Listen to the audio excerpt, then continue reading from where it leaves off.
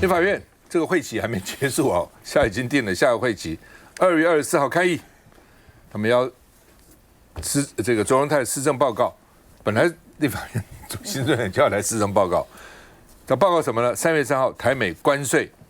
要报告这个关税的专案，到底现在谈了些什么？到底农业是怎么样？刚刚我讲的汽车到底怎样？现在港口几万辆车子停在那边，大家现在不敢进来，为什么？万一关税降了，可以少几十万呢、啊？欧洲车也很紧张，那美国如果降了，欧洲车怎么办？日本车也很紧张，大家都在关心这个话题啊。那甚至现在2026对不对？还有2024进来的车子，因为假如你是2024年底出来的车，2025年初到了，他们也不领啊，就放在港口去啊。所以大家想知道到底谈了些什么东西嘛？那因为川普加了南韩的关税，所以赖清德说希望在野党蓝白不看生面看佛面，不要采焦土政策。那他这个佛面是什么？生面当然是他了不看他的面子，不看赖面。那佛面是什么呢？一种是老百姓嘛，人民的面；一种是川普，不看赖面看川面，到底他看什么面？所以你们不要采焦土政策。那我刚才也讲说，东西都还没送来嘛。当然，在野党有说要严审了。所以审的是其实帮助政府的，有很多时候是帮政府增加一个谈判的助力嘛，那另外呢，这个从夏天谈到冬天，不是他们就有人谈到下半场嘛，下半场不是谈判啊，被农民丢鸡蛋嘛，记得吗？一个鸡蛋打到身上，因此帮萧万长在美国谈判增加很多底气耶，他们觉得哇，这萧万长被他丢鸡蛋就表示群情激愤呢，民意其实有的时候是可用的哈。那另外呢，从夏天谈到冬天，所以呢，就是我们跟美国的关税，赖清德他们公布了一个谈判的照片说在官邸开会，哪些人在开会当然我们看得出来，就是总统、副总统、行政院长行政院副院长、国安会秘书长然后呢，这个杨珍妮谈判代表、行政院秘书长、国安局长、经济部长、国安会的委员席思俭，当时了，现在是国防部副部长傅栋成。然后呢，这个黄仲彦他这些人就这些人谈。不，说实话了，我一向认为，当一大堆人在谈判、在讨论，那讨论是没用的。真的讨论有聪明的人、厉害的人，3、5个就够了。搞一大票这边开不过，反正他们开了嘛。那说赖清德说，台湾的产业实力才是我们谈判的关键，我们付出代价比日韩小。我一看你今天为什么比日韩小？他这样讲的你听他说呢，这个虽然他说原来我们就比日韩高嘛，所以现在拉到跟日韩一样，对我们是有利，这是对传产来讲是有利的。但是他说日本要5500亿美元而且美国决定他投资什么然后呢，韩国3500亿美元筹资项目不在自己而且老美说赚的钱他要分90%，他说台湾比较好。台湾只有2500，意思讲说台湾怎么是2000？他们是5000亿美元嘛，2500亿，而且什么叫没有项目？就是半导体就是台积电都已经确定在那里，还什么没有项目呢？就是叫你这些人来投资嘛。台积电上下游，我们不是讲了说要把什么新竹科学园区的模式移到美国去吗？那这还不是项目是什么项目？另外2500亿就是扎实2500亿，这是厂商去投资，你给他做个信用保证而已他还是要去投资2500亿他怎么没有投资呢？就是5000亿。这就是这样，2500加2500就是5000亿。那各国的关税有一个表了，有些是原来是要求这样，后来呢变成这样，然后有些是实施了，有些是还没实施，大概就各个国家情况是不同的那另外呢，有人说这是掏空台湾，财政部长说哪有掏空台湾？说我们的这个条件是优于竞争对手，我们是最优惠的待遇，没有优于的，就是你跟人家一样了，你不会比人家差了。最优惠的意思是这样，就将来如果说这个232，然后根据232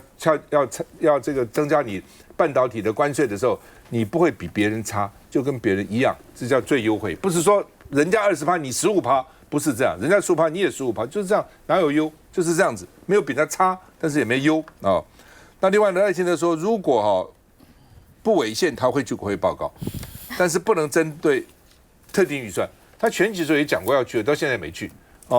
那不能针对特定预算，那什么意思呢？那他就针对什么才能去呢？好，说你们蓝白不要采焦土政策审查关税，民众党就是你是挟洋自重，然后是双标，弱化国会的监督。我们看一下。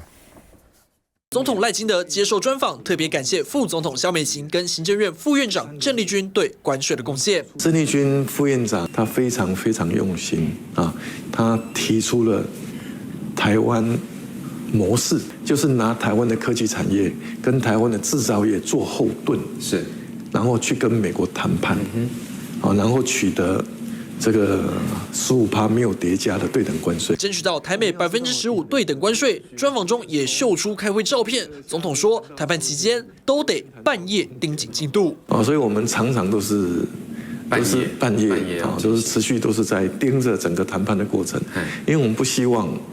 就是说美国提出一个意见，然后谈判团队遭遇到困难，没有办法及时解决。但关税不确定性高，例如南韩国会10位履行协议遭川普突然提升关税从15%到25%，总统也呼吁在野党支持，不要有变数。我希望在野党能够支持。我常讲了不看生面，看活面。对。因为人民还是最重要的，产业界还是最重要的。对，然后政党嘛，竞争难免，但是不要焦土政策嘛。对，不要焦土政策。总统是没有这个义务。对。但是立法院是可以邀请我做国情。对。报告。对。那我也可以征询立法院同意。主动去做报告。总统呼吁蓝白不要焦土政策，若阻挡关税法案，恐怕冲击产业界。昨天看到这个专访只有心里头有这个五味杂陈。那如果用3个成语的话，大概就是丧事喜办、昧于现实跟愚民政策。因为昨天呢，赖清德总统呢，他把这个跟美国之间的合作，把这个台湾3代人流血流汗打拼出来的成果，把我们的关键产业外移，还要有2500亿美元大规模的投资2500亿加2500亿这件事情，把它美化成了一个台美的重大的关系的突破，还有呢这个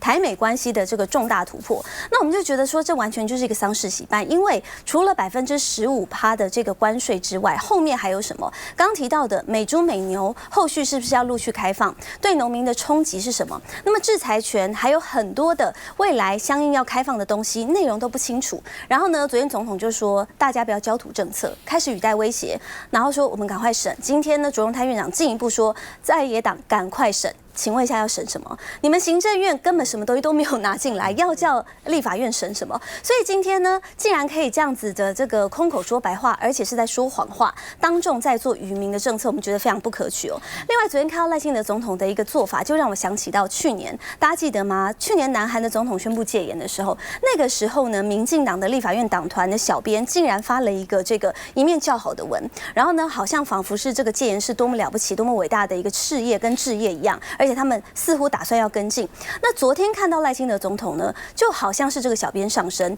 因为当我们被这个美国用这个强权的压力，要求我们把这个对外的大门直接打开，而且呢要把产业外移，把台湾的资源整个掏空的时候，我们的赖总统呢，他昧于事实，然后马上上节目来大内宣，而且呢这个大内宣的方式就是在威胁在野党，不要再多讲了，赶快审就对了。那难道我们的民主是这样子被威胁出来的吗？那其实我觉得赖清德总统昨天看出来就是一个狐假虎威。什么叫做不看僧面看佛面？到底谁是你心中的那个大神？到底你是要为台湾的人民做一个交代，还是去跟美国做交代？不要忘记了，我们不要什么中国特首，但我们更不要一个驻台代表。如果今天你是总统，你就应该要坚守台湾的国格，而且千万不要愚民。那么，其实我们刚刚前面几节都一直在说，其实现在川普就是一个非常不可控的一个角色。那但是我们的赖清德总统，还有现在民进党的政府，似乎是昧于国际的现实。当这个英国跟美国传统从2战以来这个高度联系而且紧密连结的这个盟友，现在的关系都已经开始在做微调了。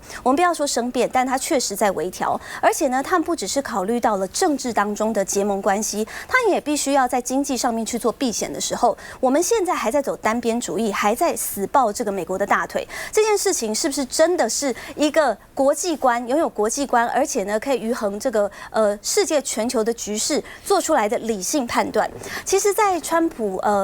最近的一连串的举措当中，没看到这个芬兰也直接启动了到这个中国去跟习近平见面。那当中其实讲了一句我觉得很重要的话，习近平说应该要竞争大于这个合作大于竞争。我觉得这个东西在国际政治国际的经济上头是非常困难的。但后面那句话是更重要的，就是我们应该有共识来取代分歧。难道说台湾跟中国之间是完全没有办法交流对话？你只能够单边主义的死抱着美国的大腿，然后为台湾创造更多的风险吗？这个真的是赖清德总统真的要谨慎思考。另外，应对国内的内政的时候，我们必须要想想看。赖清德总统一直在说，他会在合宪的状况之下到立法院来报告，这完全是一个假议题。到立法院报告，如果有念宪法增修条文，就知道本来他就可以到应立法院的要求到立法院来进行报告，而且呢，根据还没有被宪法法庭判决违宪的旧法，也是可以问问题的，只是总统可以决定他要不要回答。所以你来报告是你的义务。你回答问题也是你的责任。现在不要什么东西都推给宪法，什么东西都说违宪，根本就不存在违宪的议题。所以我觉得赖清德总统他的幕僚出了很大的一个状况，就是你连宪法都搞不清楚，然后一直拿着这个宪法来当做这个救命的这个挡箭牌，然后呢一直用一些愚民政策来干扰大家，但是这完全没有办法阻挡现在在国际情势之下对于台湾很多的负面冲击。我们不要一个这样子昧于事实，而且只想要当这个外国的传声筒，这样子自降国歌的总统。孟华，其实我们知道，在川普上任之后，对于我觉得全世界的情势来说，都是一个大变动啊。因为川普一直以来就是一个不按牌理出牌的人，所以呢，这整个关税呢，其实呢，从去年4月公布之后呢，一直到今天，各个国家呢，在针对关税的议题呢，还是不断的跟美国在协商、在协调。那我们终于呢，在目前我觉得关税上，至少跟日韩比起来，就跟赵大哥刚刚讲的，我们至少是一个没有输日韩的情况。那当然，我觉得不管是在传产工具机，我们好不容易争取到了一个可能比较优惠的税率，那大家会想要问的是，那什么时候就来实施嘛？那习正副院长有说，也许要正式签订呢，还要数周之后。那我觉得，其实赖清德总统他上这个节目想表达的意思就是说，希望在立法院里面，大家是可以好好的来看这个关税的协定。我觉得严审当然没有问题，大家好好来讨论相关的内容，但是希望立法院是可以真的来审议的。因为我们可以看到，像现在的总预算，或者是我们后面要谈到的，这是国防的特别条例，我目前连程序委员会都没有出去。那如果我们到时候的这个关税条例到了立法院之后，就是我们的在野党又是用这种方式再去处理这相关的预算，连程序委员会都没有出去，完全无法进入实质审查的时候，这样子整个拖延到的是我们台湾的传统产业，拖延到是台湾的时程。所以我觉得赖总统他上节目呢，要表达是这个样子的意思，希望呢可以释出一些善意，说大家在立法里面好好的来实质审查，而不要再是为党而党的，好像就是如果没有达成了一些人蓝白或需要达到的一些目标，就不要来审。例如说要去立法院里面国情报告啦，可是虽然刚刚这还是有说啦，就在立法院里面，也许呢是没有核心的问题，但是即问即答，就是这是在野党想要的嘛。那目前立法院就是在宪法院没有规定要回答，那当然说是要责任。那如果赖清德总统他不回答的时候，如果蓝白又说他傲慢，那这不是整个又破局了吗？所以我觉得大家不要找这么多的理由、那么多的借口。我们在立法院里面，目前的预算会期都快要过完了，还没有来审查。那后来的关税，我们也希望说到立法院之后，大家要严审，但真的是可以进入到实质审查，让我们台湾好好的可以来往前来有一个前进的方向。徐下再回来。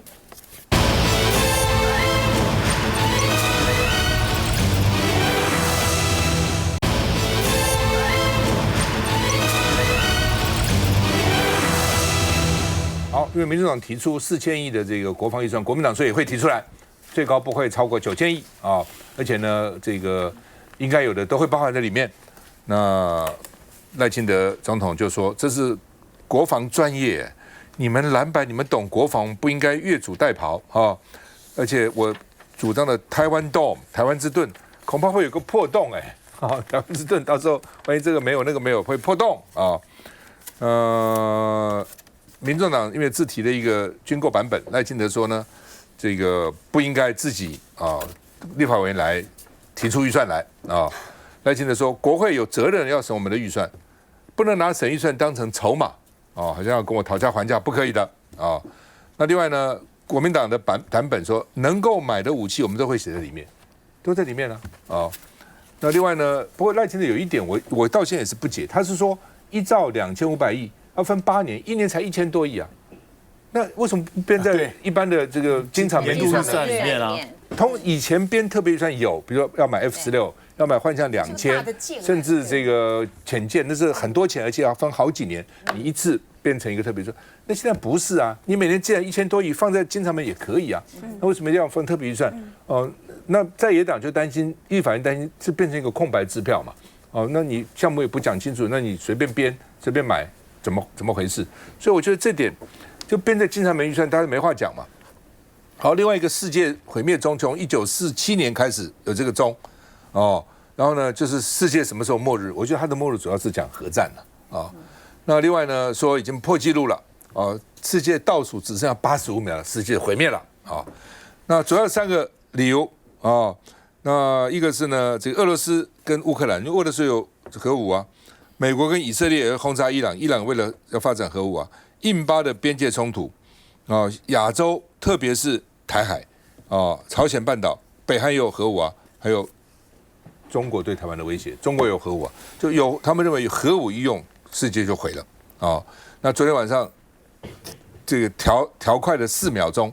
所以呢被认为哇快接近了，很接近了啊，世界的末日了，末日钟啊。那台海紧张也被列到里面去哈。那另外呢，这个蓝白封杀军购到底后面有没有中国？因为台湾有些媒体也一直说国民党说要告哈，说呢就是因为中国说因为呢你们阻挡了军购，所以国共论坛可以办了，让你到大陆来参加国共论坛。哦，那24号之前等等是说呢，因为没有通过，所以呢这个因为这个阻挡了，所以可以办，又说不通过也可以办，所以到底通过还是不通过可以办，搞得有点矛盾了啊。赖清德说希望没有中国，但是人民看得很清楚，到底有还是没有啊？那另外呢，这个2月2号国共论坛，他们是智库了，主要是智库的交流，3大主题：观光、产业、环境，就没有谈政治问题，而且去的代表好像都跟政治没有什么关系，都学术比较多，谈观光产业。观光有大问题耶，台湾到大陆去的观光比来台湾多很多啊，所以今年我们这个观光产业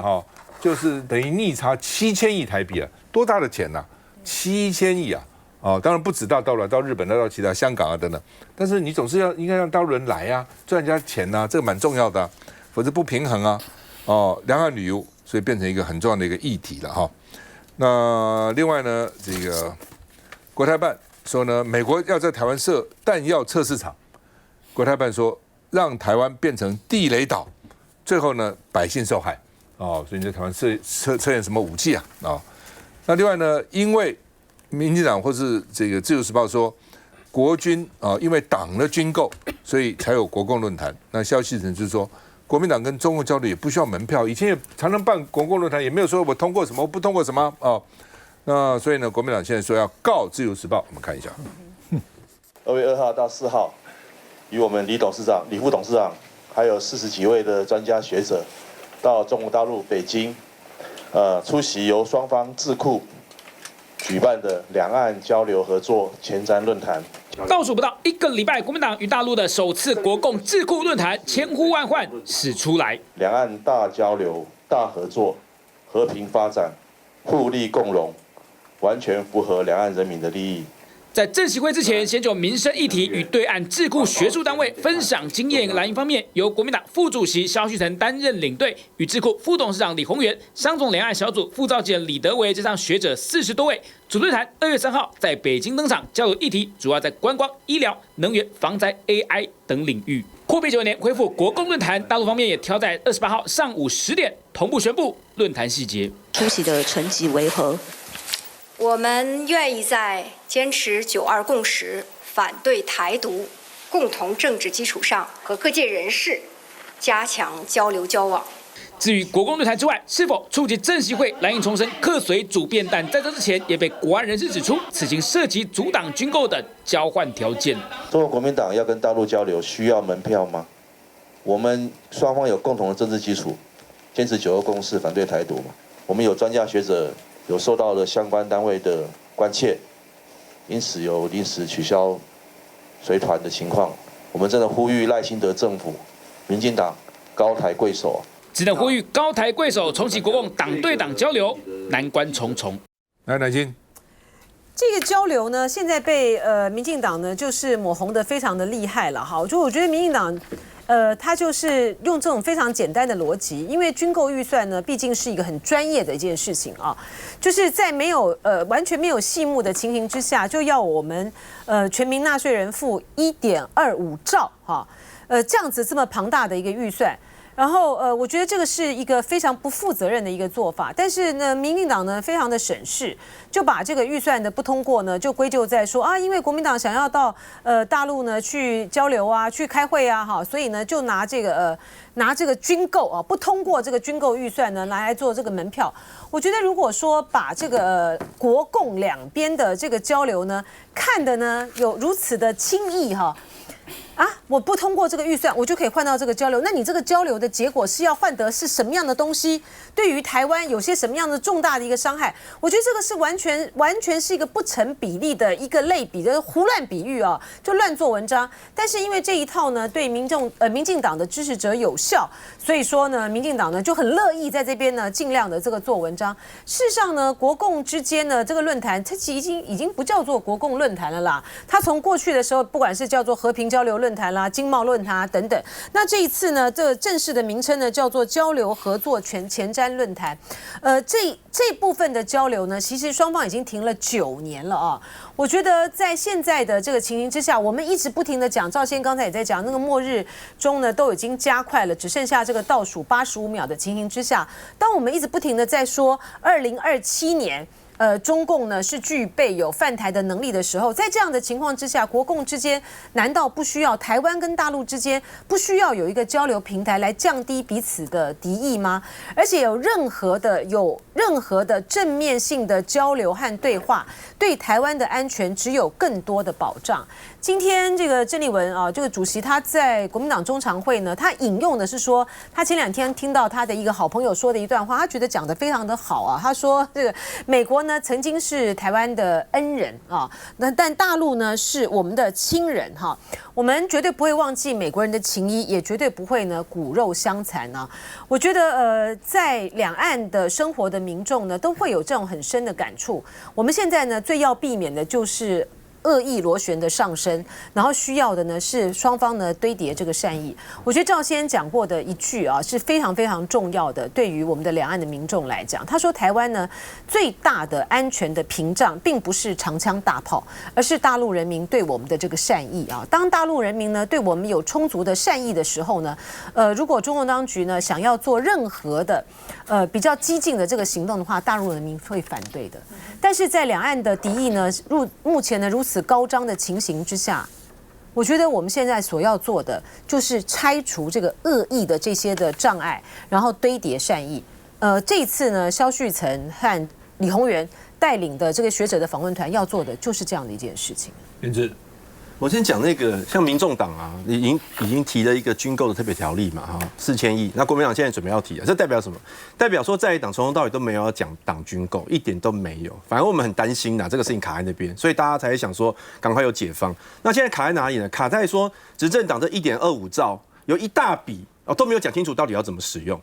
那为什么要编这么多？那所以。像我们的国防委员会马文君委员就怀疑说搞不好根本就没有项目，但是就先框着。那先框着的话，用特别预算的好处就是想到使用就可以拿来用，不像公务预算每年要审嘛，每年要审就可以看一下你前一年的执行率，然后你到底有没有乱用，来当做当年度审预算的参考。可是特别预算一框8年，随便他爱怎么用就怎么用。然后台湾现在出现一个很奇怪的状况，就是百工百业挺国防嘛，什么小吃店也可以做国防，然后卖鞋子、卖马桶都可以做。他们为什么可以做？如果我们没有事先知道这个项目跟品项的话，他们以后只要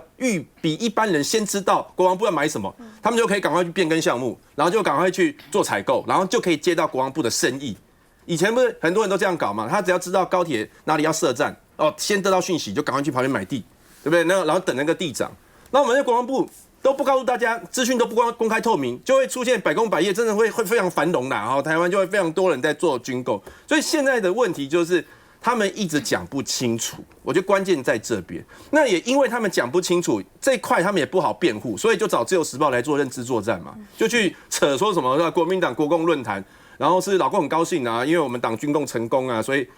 才要让我们去，然后用这种方式给我们压力，好像让我们去放水。但《自由时报》这个套路，我觉得台湾人民看很多了啦。我举一个应该也快2年前的一个新闻，他那《自由时报》不是一个独家吗？说什么国台办对我们的台湾的政论节目很关心，还派了一个什么中共官媒的代表，然后去政论节目盯场，然后还审题，然后还指定来宾。那个时候，民进党看到《自由时报》报这个新闻之后，立刻操作啊，就说：“哎呀，蓝白党 NCC 委员就是因为要配合老共去掌控我们的政论节目。”好，那这件事情大家在立法院也一直问啊，国安局啊问，赶快查啊，有的话就赶快查啊。结果嘞，已经快2年了，这个事情无疾而终。这种套路就跟什么向心夫妇、王立强一样，反正每次都一直说别人是共谍啊，老共有介入啊，然后民进党就操作，然后最后都是不了了之。但是呢，他们就达到认知作战目的。那为什么他要认知作战？很清楚嘛，就是军购这件事他不愿意讲清楚。那赖总统现在虽然表面上一直说他愿意来，可是他设了非常多的前提，比如说这个你也不能够要这样子叫我去，那个也不能够叫我去，然后我必须在不违宪情况下来。然后他引述的都是前2年那个宪判嘛，就是国会改革法案的宪判。可是其实大家去看那个宪判，没有说他不可以来。那个时候他是说，我们的国会改革法案里面有一条啦，是说他来之后，希望他来做即时问答。那高法官说这个违宪，因为你不能够拘束总统怎么问答的方式，我们不能拘束他。可是如果他自己觉得说，这个牵涉到1.25兆这么庞大预算，而且编到8年后我都卸任了，我愿意为这个负责，我来，你们一问一答，即时问答，随便你。反正我赖清德很厉害，你们蓝白都很弱，我可以变倒你们。他愿意就没有违宪的问题呀。所以到底他来了用什么形式？是一问一答，即问即答，统问斗答，2问2答，2问3答，你就找总统府的人来，大家来协商，这个事情才有可能往前走啊！你完全都不来协商，就说啊这个违宪，所以我不愿意来，那你就根本就没有想来嘛。所以我们会希望说他真的来。讲清楚，然后这个东西就可以往前进了。赵先，我补充一下哈，我觉得对于这个赖总统呢，在接受访问的时候呢，批评民众党这个不宜越俎代庖，我觉得这是非常非常失言的哈。就是什么叫做民进党什么叫做在野党的这个立委，民众党的立委不宜越俎代庖？那个军购的这个预算特别条例是国防部的专业。立委都不能够提法案的、立委都不能够提特别条例啊！赖清德总统，你不要因为你自己当立委的时候呢，从来没有说超越这个行政部门自己提出法案，就觉得别人都不可以做。如果说是这样子的话，那赵先过去在这个立法院的时候，那他们提两岸人民关系条例提的法案可多了嘞。所以说，我觉得总统呢，不要用这种呢非常明显的违背事实的事情去贬义啊，一个立法委员可以在立法院所做的这个事情。而且呢，今天呢，就像刚才元之所说的，当民众党提出他们自己版本的国防部的这个所谓的军事采购的特别预算之后，国民党不是说也要提吗？就表示说两党其实无意要去阻挡这个军购预算，只是因为你们在一个不合理、根本没有看到细目的情形之下，你是要叫大家怎么审啊？不，基本上立委的专业程度不比官员差。你认为陈永康他的国防程度会比较差吗？会比较差吗？我曾经到美国国会访问了，他们讲说，这个议员出来了，他做了30年的参议员，做了40年的参议员，他就像一个标杆，政府已经不知道换多少人了，他就在那个委员会里面，他懂的事情比官员多了。国防委员会委员如果在那边做了20年、30年，不会比你一个新的将军懂，我才不相信呢。你那个懂什么东西啊？对不对？国防部很多的军事预算都是他们的学长退休以后，再靠贸易公司拟出来，你买这个武器啊，买那个武器啊，让他们拿到给立法院审查，立法院就把它当成秘密预算。那些校友都知道，那些学长都知道他们做的，对不对？所以你真的不要小看这个，包括议会、包括国会里面的资深的这个立委或者是议员，他们非常熟这个部门，他会针对这个部门已经监督你20年、30年、40年，我不知道你干什么，我的幕僚也都了解你们在做什么嘛。国会不能提出不同的意见吗？开什么玩笑？而且在美国，政府是不能提出预算的，政府是不能提出法案的，只有国会能够提出来。他们不懂啊，他怎么会不懂呢？休息一下再回来。